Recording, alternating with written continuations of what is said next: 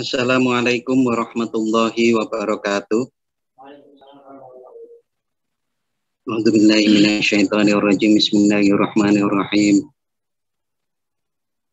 Hadratin Nabiyil Mustafa Sayyidina wa Maulana Muhammadin sallallahu alaihi wasallam.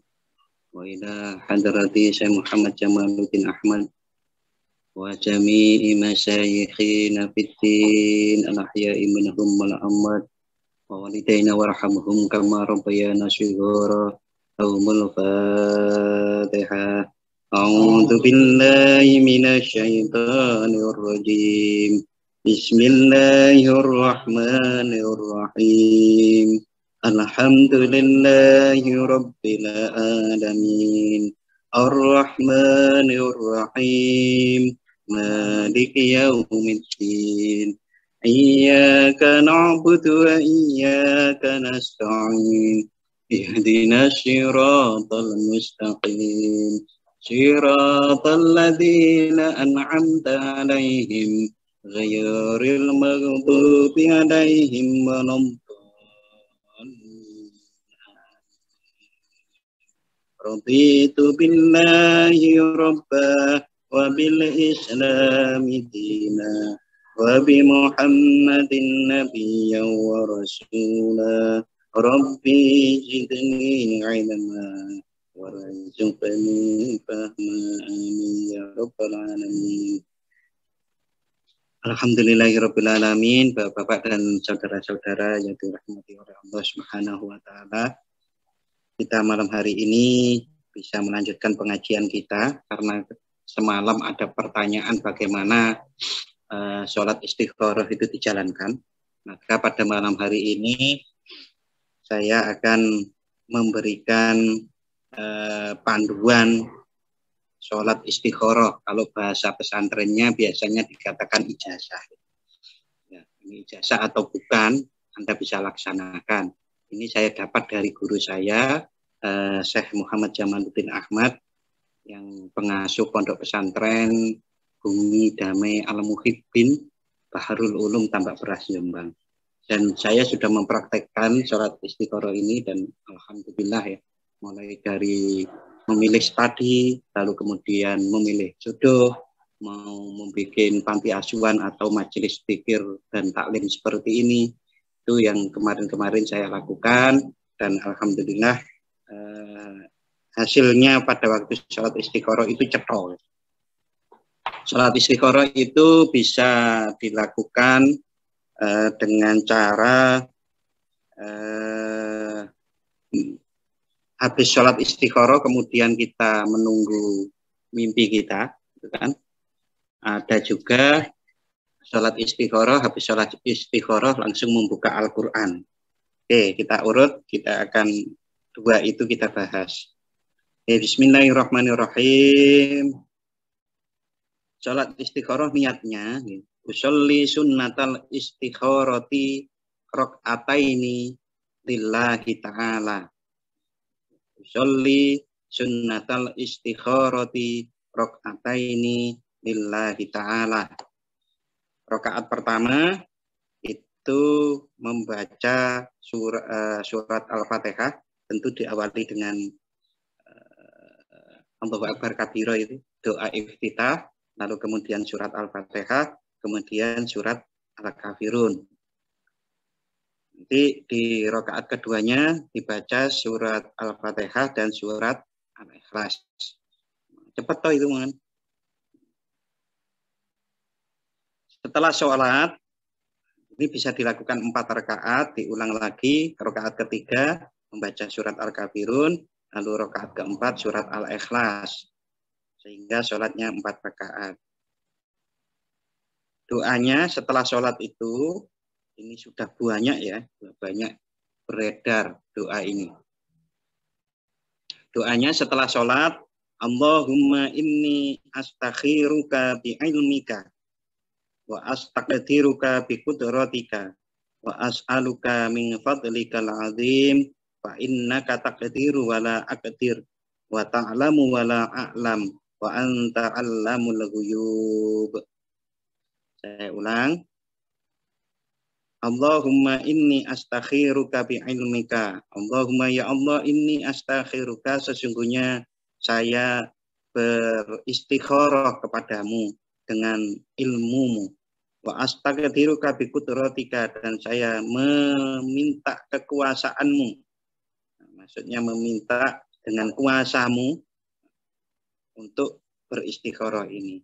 Wa as'aluka min fadlikal azim, dan aku bermohon kepadamu mendapatkan fadl atau anugerahmu yang agung. Fa innaka taqdiru wala aqdiru, sesungguhnya engkau adalah maha berkuasa dan aku sama sekali tidak berkuasa.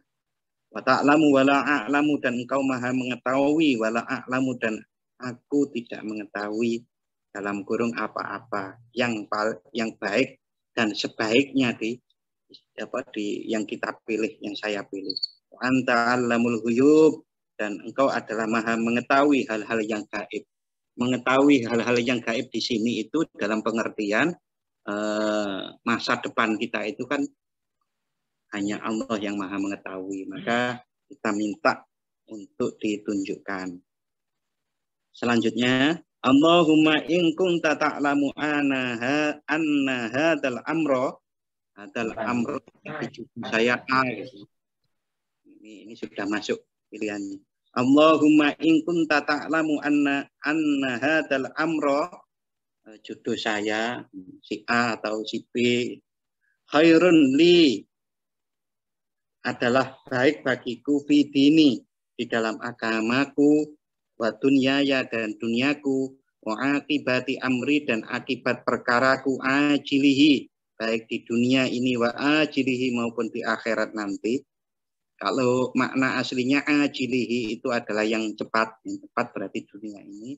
Wa ajilihi pakai hamzah, ajilihi itu berarti nanti yang akan datang. Fakdurhuli, maka takdirkanlah yang baik itu untukku. Wabarikli, dan berilah berkah kepada aku fihi, di dalam perkara tersebut, di dalam jodoh tersebut kalau masalah jodoh. Summa yasirhuli, dan kemudian mudahkanlah untukku. Wa in kunta ta'lamu anna hadzal amra, dan apabila engkau maha mengetahui bahwa perkara yang saya pilih ini, jodoh yang saya pilih ini adalah sarun, jelek, li, untukku, bidini, di dalam agamaku, wa dunyaya, dan duniaku, wa akibati amri, dan akhir dari perkaraku, ajilihi, baik perkara dunia, wa ajilihi, maupun di akhirat nanti, fasrifni, maka singkirkanlah, jauhkanlah dariku, anhu, dari perkara itu atau dari jodoh itu.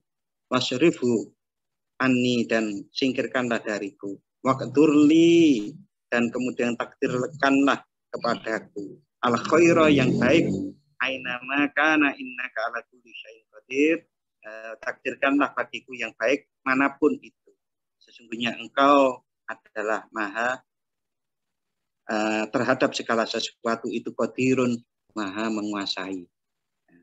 Nanti ini saya share ininya fotonya, saya share. Nah, kebetulan ini pakai HP dan belum bisa tadi menyiapkan untuk saya tampilkan. Tapi insya Allah nanti saya share, saya di YouTube ini nanti doanya itu. Nah, setelah itu tidurnya usahakan tetap di dalam keadaan suci, menghadap kiblat, lalu memohon kepada Allah untuk mendapatkan petunjuk pilihan mana yang baik. Nah, mimpinya apa? Berarti nanti dipertimbangkan dengan takbir ru'ya, takbir mimpi yang sudah kita pelajari berhari-hari ini. Kalau mimpinya itu adalah mimpinya buaya, maka itu tidak ada kebaikan sama sekali itu kemarin itu. Kalau mimpinya itu mimpi adalah tikus, itu juga kan macam-macam ya tafsirannya kemarin. Kalau mimpinya ya macam-macam, itu takbirnya banyak sekali, saya sendiri nggak bisa hafal satu persatu. Kalau ditanya saya juga harus buka. Pak ini gimana ya, buka dulu gitu, saya belum hafal. Nah itu kan juga sering ya. Dulu waktu saya itu minta doa Pak Yai gitu kan, kadang-kadang kan diminta untuk untuk apa? Untuk tunggu dulu ya kiainya masuk, itu kan nyari mungkin ya, karena memang sebanyak ini kan. Tapi bagi kiai-kiai, bagi ulama-ulama yang feelingnya atau intuisinya itu tajam, ya memang tidak perlu seperti itu lagi, tapi langsung bisa dapat. Oke, itu kan kadang-kadang banyak orang yang, Pak, saya itu sulit kalau mimpi. Wah, nunggu-nunggu mimpi malah bingung. Nah, itu bisa setelah sholat istikharah tadi 4 rakaat, yang rakaat pertama surat Al-Kafirun, rakaat kedua Al-Ikhlas, rakaat ketiga Al-Kafirun lagi, rakaat keempat Al-Ikhlas dengan 2 kali salam, kemudian bukan dengan tidur tetapi dilanjut dengan membuka Al-Quran. Nah, sebelum membuka Al-Quran itu kita memberikan hadiah Fatihah kepada satu ila hadratin nabiyil Mustafa Muhammadin sallallahu alaihi wasallam wa jami'i azwajihi wa dzurriyyatihi wa ahli baitihi wa ashabihi wa ila hadrati jami'il awliya illahi ta'ala min masyariqil ardi ila magharibiha barriha wa bahriha, khususan Syekh Abdul Qadir Al-Jilani radhiyallahu an, wa ila hadrati Syekh Muhammad Jamaluddin Ahmad, ini guru saya. Lalu Al-Fatihah, baca Al-Fatihah 7 kali. Ini sesudah doa tadi, doa terus baca ini, lalu kemudian baca Fatihah, hadiah Fatihah untuk guru-guru kita sampai Rasulullah itu, lalu kemudian membuka Al-Quran, Al-Quran kan 2 muka seperti ini. Nah, lalu dipilih yang sebelah kanan. Sebelah kanan barisnya dihitung 7 kali dari atas. 1, 2, 3, 4, 5, 6, 7. Nah, 7 kali ini lalu kemudian diambil ini ayat berapa. Jadi baris ke-7 itu kan belum tentu awal ayat, tapi bisa tengah-tengah. Tapi itu ayat dominannya ayat berapa. Lalu dilihat terjemahannya. Kalau terjemahannya tadi yang dipilih itu judul A, kok ayatnya itu neraka, setan, ya macam-macam kayak gitu-gitu itu. Nah, maka kesimpulannya pilihan yang A itu tidak baik. Paham ya? Kalau dibaca itu tadi waktu doa yang doa istikharah tadi, pilihannya kok di A itu adalah setelah dibuka Al-Quran dihitung 7 kali, ternyata hasilnya baik, berarti itu baik. Nah, untuk meyakinkan lagi, bukanya itu boleh 3 kali. Untuk sangat meyakinkannya. Tapi kalau panduannya sebenarnya cuma sekali. Kalau saya melakukannya 3 kali. Dan itu luar biasa. Saya itu luar biasanya, ya karena Allah itu maha sangat luar biasa. Alam semesta ini aja miliknya Allah aja, cuma minta kayak gini gitu loh. Itu kan sangat sederhana sekali. Nah, itu pada waktu saya memilih judul itu ditunjukkan buka ayat 2 kali itu bersambung. Ayatnya itu bersambung tentang para nabi dan para sholihin. Lalu ayat yang kedua itu tentang dzurriyyah yang solih, yang baik-baik. Nah, ini kalau mau saya buka yang ketiga, itu kan ya tetap sudah 2 skornya, 2 sudah baik. Gitu kan. Buka lagi itu ya akan tetap, akhirnya saya pilih. Gitu.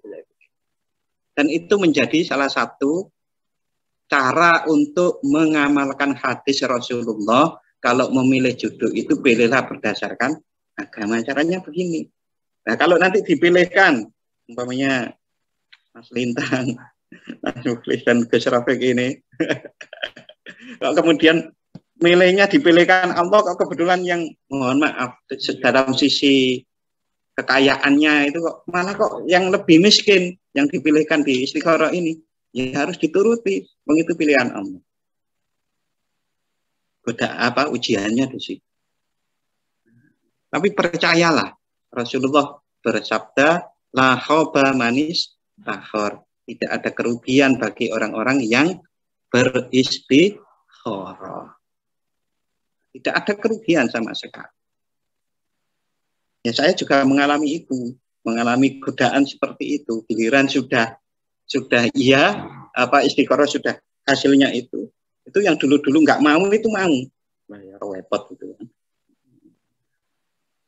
Oke, terus saya akan ceritakan lagi proses saya istiqoroh untuk mau membangun panti asuhan. Bangun panti asuhan itu kan jelas baik. Tapi mengapa hasil istiqorohnya itu kok tidak baik? Ya, ternyata setelah karena tidak baik ya tidak saya lakukan. Tapi kalau kita mau mengevaluasi mengapa kok hasilnya tidak boleh membangun panti asuhan, ya bisa jadi karena sejak dulu ilmu yang saya pelajari itu bukan manajemen untuk merawat panti asuhan, tapi untuk mengajarkan ilmu, gitu. Untuk mengajarkan bagaimana belajar berpikir, belajar bersama-sama berpikir kepada Allah Subhanahu wa Ta'ala. Sehingga pada waktu istiqoroh membangun panti asuhan itu juga tidak diizinkan. Nah, itu tentang sholat istiqoroh.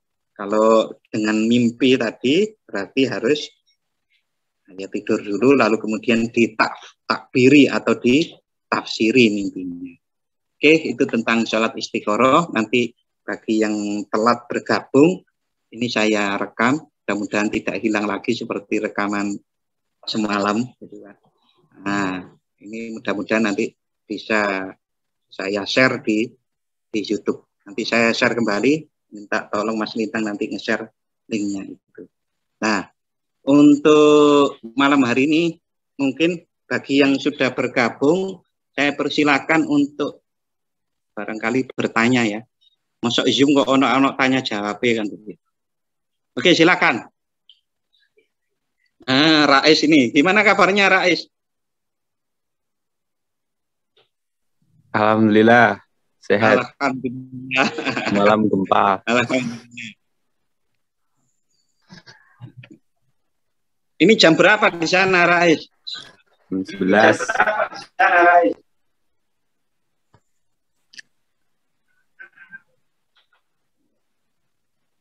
Dua 50, Pak. 22.50 kelihatan lebih dewasa ya. Kelihatan matang orang itu. Wah.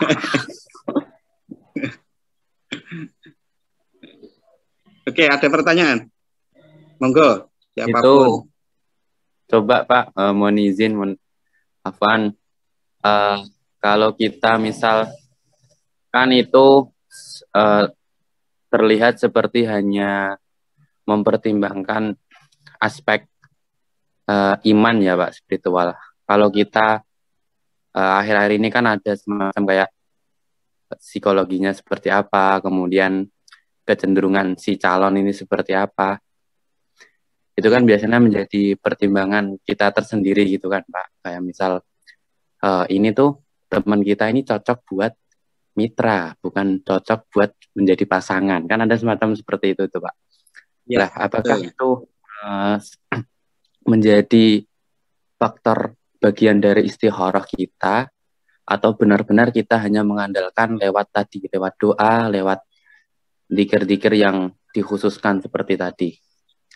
Ngoten Pak, matur nuwun. Oke, pertanyaannya kalau kita menggunakan sholat istikharah, berdoa lalu kemudian memilih, itu kan seakan-akan menafikan akal gitu ya. Logika kita, pertimbangan-pertimbangan karakteristik psikologis dan lain-lain gitu. Apakah itu tidak diperhatikan? Nah, sholat istikharah itu adalah di mana kita lakukan pada saat terakhir setelah kita melakukan pertimbangan-pertimbangan itu. Maka kita harus mempertimbangkan terlebih dahulu secara rasional, secara logika. Hanya saja logika itu kemudian karena apakah logika kita itu betul-betul pure, bersih, terbebas dari keinginan-keinginan nafsu kita, maka kita memerlukan yang namanya istikharah. Nah, yang berat memang itu, Rais. Jadi saat kita itu sudah berpikir secara logis, lalu mengambil keputusan tanpa istikharah, apakah betul-betul itu benar?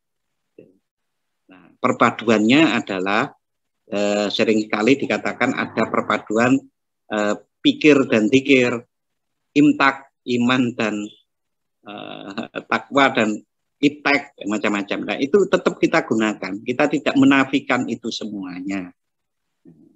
Hanya memang yang terakhir itu adalah penentuannya pakai istikharah itu. Masa sih kita itu menaruh pilihan tanpa memikirkan sama sekali, kan enggak. Saat kita umpamanya ini masalah jodoh ya, kita memilih si A, si B itu, apakah milih dengan gegabah sebelum pas milih pertama kali sebelum kita istikharah? Itu kan sudah menggunakan akal, sudah menggunakan logika. Kita tidak akan memilih di antara mereka-mereka itu yang tentu karakteristiknya tidak kita cocoki. Kita itu sudah si A, si B, ada dua katakanlah gitu. Karakteristik secara logis itu cocok lah. Saat milih satu di antara dua ini, maka kita sholat istikharah.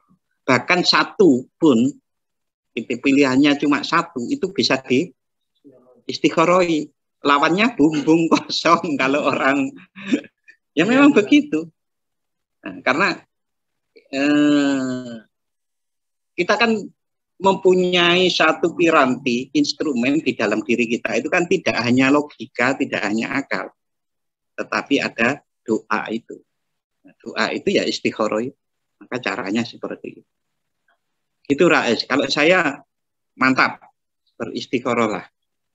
Pengalaman saya berkali-kali istikharah dan alhamdulillah. Paling enggak melangkah itu abah. Kalau ada perkara macam-macam ini, lalu kemudian ini sudah hasil istikharah. Dan itu saat, mohon maaf, saya umpamanya ada permasalahan di dalam keluarga saya. Nah, maka saya kalau ingat istikharah itu, maju terus, kita selesaikan dengan sebaik-baiknya. Karena ini tadi, karena itu dulu adalah hasil istikharah. Itu yang terbaik. Seumpamanya ya mudah-mudahan tidak ada godaan gitu kan, godaan ya, ini sudah hasil istikharah, maka itu ya saya merasakan itu dan mohon maaf ada kebanggaan di dalam diri saya bahwa saya dulu itu milih berdasarkan istikharah itu mantap sekali gitu. Alhamdulillah saya dulu milih dengan istikharah, gampangnya melibatkan Tuhan, tidak hanya melibatkan akal dan nafsu kita. Oke, gitu Rais. Oke. Oh iya Pak, itu apa tambah malah jadi kepikiran. Jadi kan kalau sepemahaman saya itu kan istikharah itu dilakukan ketika kita dalam posisi bingung antara dua hal. Apakah kalau kita sudah mantap, misal yakin dengan jurusan ini, dengan kuliah di sini, itu kita tetap memerlukan istikharah tadi ataukah tidak perlu, sedangkan kecondongan misal minat untuk misal kuliah di UII itu sudah kayaknya wah dah yakin kayak seperti itu Pak.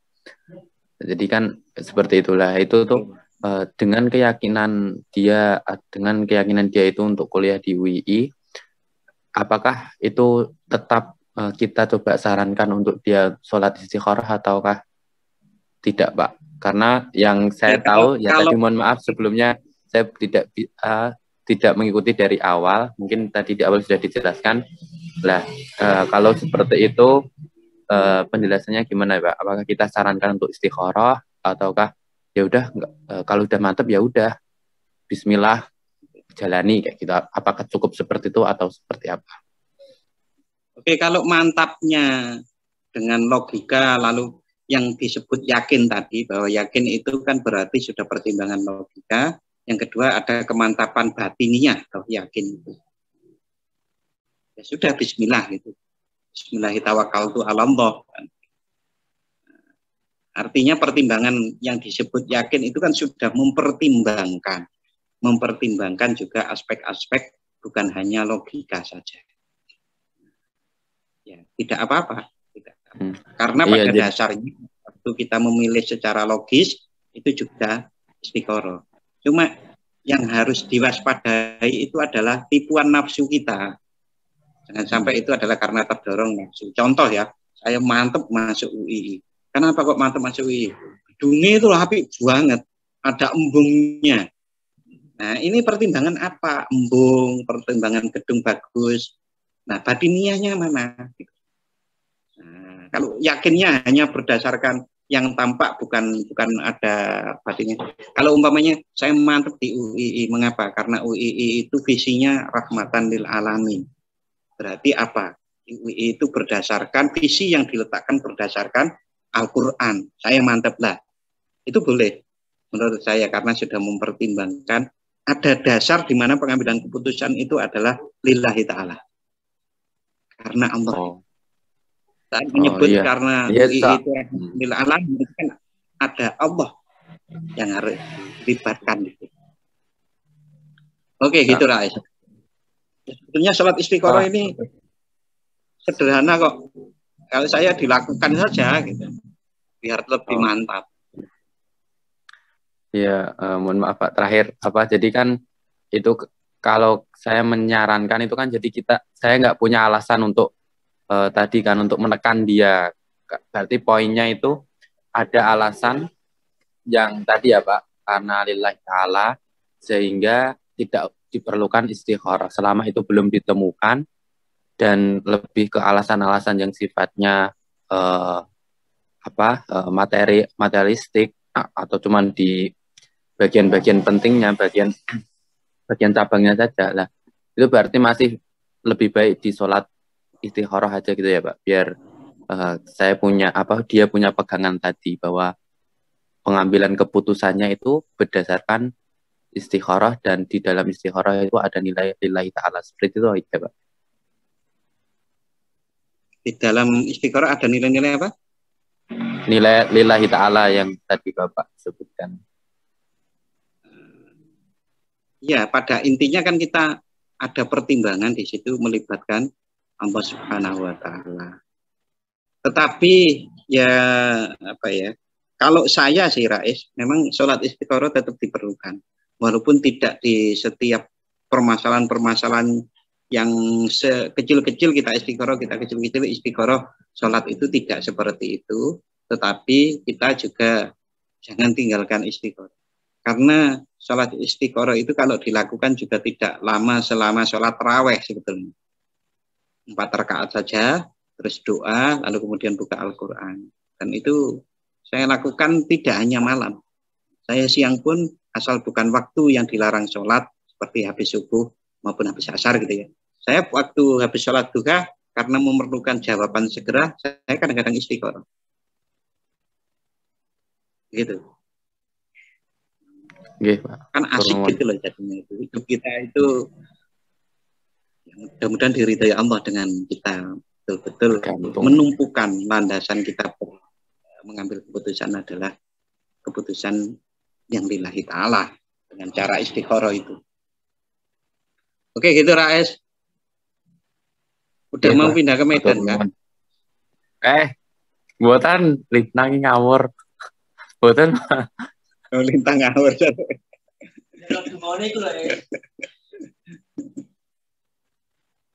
Oke, silakan yang lain. Apa udah nggak ada orang lain di sini?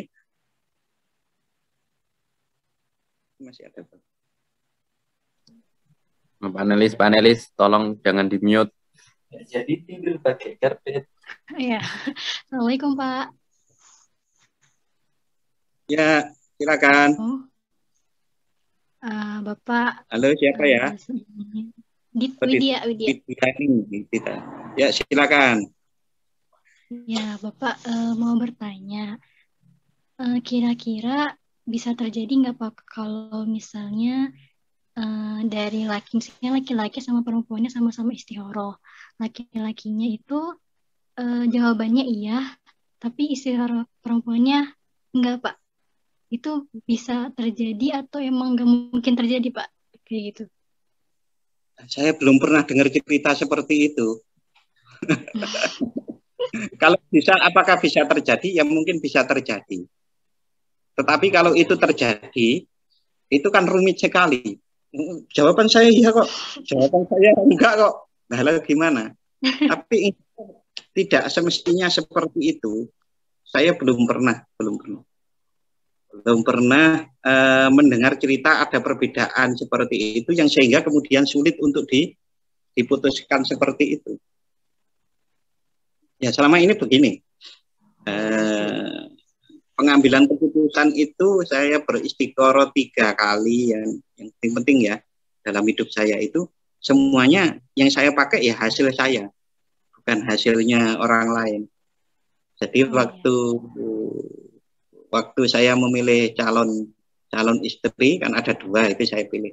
Ya, yang hasil istikharah saya yang itu ya yang satu otomatis saya waktu itu pakai surat tertulis ya. Kan, zaman dulu kan surat tertulis, mohon maaf ya.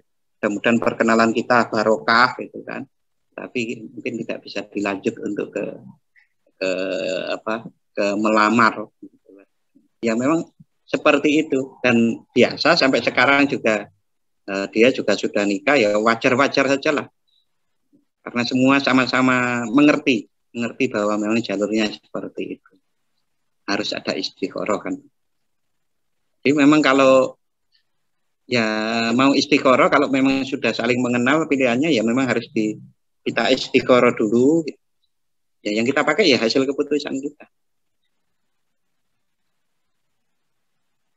Kalau nanti hasil keputusan saya kok berbeda itu, ya insya Allah enggak, mestinya enggak gitu. Enggak berbeda. Kalau mungkin terjadi enggak, itu berarti ada kekeliruan ya menurut saya, ada sesuatu yang keliru. Yang keliru itu apa ya? Apapun hasil istikharahmu pokoknya ya. Nah, itu sudah begitu. Tahu maksud saya?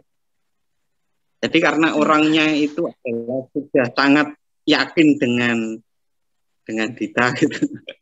Maka mau nggak mau pokoknya saya ya. Hasil istikharah Anda iya lah kan begitu. Mungkin ada yang seperti itu dan banyak yang seperti itu. Karena ibaratnya sudah pilihannya cuma apa ya, sudah kayak iya. Kayak gitu juga. Berarti kalau itu kita ngambil hasil istikharah diri kita sendiri apa ya? Iya. Hasil istikharah itu. Karena kita tidak tahu juga hasil istikharah orang. Orang berbicara itu kan ada banyak kemungkinan. Salah satu kemungkinannya adalah dia karena mohon maaf ada kebohongan. Wah nggak mungkin lah kalau itu bohong. Ya kalau itu nggak ada solusi. Memang solusinya harus diputuskan bahwa hasil istikharah saya, yang lain itu berarti mungkin ada kekeliruan. Di antara salah satu kekeliruannya adalah kebohongan. Kalau itu kita putuskan gitu, kita lebih mantap jalan itu. Sudah. Kita nggak boleh terombang-ambing. Apalagi terombang-ambingnya tanpa layar, tanpa kemudi kan begitu. Repot lagi. Nah, kemudi kita, layar kita itu ya istikharah kita. Itu yang kita pakai. Itu. Ya Pak, terima kasih. Ya, mudah-mudahan bermanfaat. Ada yang lain silakan. Pak, mohon maaf saya mau bertanya. Ya, silakan. Mungkin saya terlambat ya Pak. Jadi yang saya tahu bahwa istikharah itu bisa dilakukan nggak cuma di malam hari ya Pak, tapi di siang hari, dan itu ketika bukan waktu yang dilarang sholat itu boleh untuk melakukan istikharah gitu. Kemudian waktunya Pak, kayak jangkanya istikharah tuh berapa lama ya Pak? Atau sampai benar-benar kita tuh mendapatkan petunjuk kayak gitu? Jadi cara istikharah yang cara istikharah yang saya sampaikan tadi itu adalah dengan cara membuka Al-Quran. Jadi sholat 4 rakaat, lalu baca doa, setelah doa membuka Al-Quran begini, lalu 7 baris dari atas itu tentang apa. Nah, nanti terus kemudian disimpulkan. Kalau jelek itu ayat-ayat tentang neraka berarti itu jelek. Kalau ayat-ayatnya tentang pahala, tentang surga bahkan berarti itu baik. Berarti itu langsung dapat keputusan kalau dengan cara membuka Al-Quran itu kita. Oh, iya Pak. Berarti lewat Al-Quran. Ya, lewat Al-Quran. Artinya nanti kalau kurang jelas, nanti ini saya rekam. Mudah-mudahan rekamannya bisa bagus. Lalu kita share lagi. Oh iya. Sejak pertemuan awal tadi, saya sampaikan niatnya, kemudian doanya, nanti saya share. Ya, Pak. Saya selama 3 kali yang saya ingat istiqoroh hal masalah yang besar itu, ya langsung dapat jawaban. Tidak lama, tidak pakai yang mimpi. Kalau pakai yang mimpi nanti lama. Dan ada keraguan, apalagi kalau belum pernah mentakbir mimpi, mentafsir mimpi, maka malah bingung. Yang saya pakai selama ini ya membuka Al-Quran. Itu, Vika. Oh, iya. Makasih banyak, Pak. Ya. Oke, sama-sama. Oke, ada yang lain yang di sini? Belum? Oke, Bu. Kalau mau menginterview seorang mantan yang sudah diambil orang lain, ini pertanyaan dari Gus Rofik ya, yang ada di online di Zoom. Gus Rofik itu tanya, kalau mengistiqoroi seorang mantan yang sudah menikah dengan orang lain boleh enggak? Nah, buat apa diistiqoroi?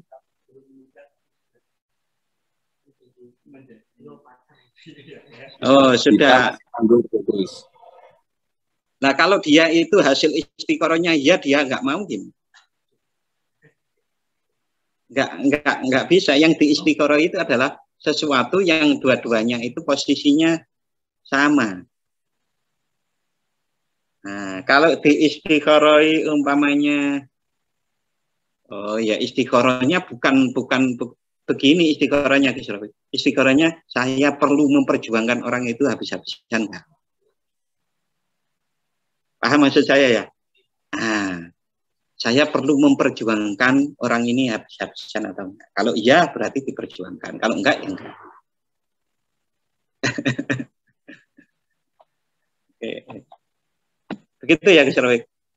Oke, silakan yang lain. Please. Enggak. Ayo, Klis. Kayak Klis. Oke, Bintang. Enggak juga. Pak Tarjo. Dan seorang itu kan termasuk minta pertolongan gitu. Yeah. Itu kan yang kan bertanya di soal sholat. Tolong kan sholat kata kata. Betul. Dan itu nih itu seorang itu kan dia tambah mantap ini nggak aneh pengen. Oke, ini Pak Tarsun. Pak Tarsun ini jamaah Yabadi. Sepuh itu sudah lama sekali. Ini mengingatkan bahwa sholat istiqoroh itu kan ada hubungannya dengan ayat Al-Quran. A'udzubillahi minasyaitonirrajim. Wasta'inu bisobri wassalah. Ada doanya sholat. Nah, sabar itu, yang sabar itu menurut para ahli tafsir itu ada yang menafsiri bahwa sabar itu adalah puasa. Tapi saya menafsiri sabar itu adalah sebagai bagian dari ikhtiar logika kita dalam melihat kenyataan yang ada. Umpamanya kita melakukan mau membangun sesuatu usaha, itu kan perlu kesabaran, tidak instan. Nah, disitulah yang namanya wasta'inu bisobri itu. Ada langkah-langkah yang logika-logika kita yang kita gunakan agar kita kemudian bisa mengambil keputusan. Nah, mengambil keputusan itu diperkuat dengan istiqoroh. Itu Pak Tarsun. Oke, cukup.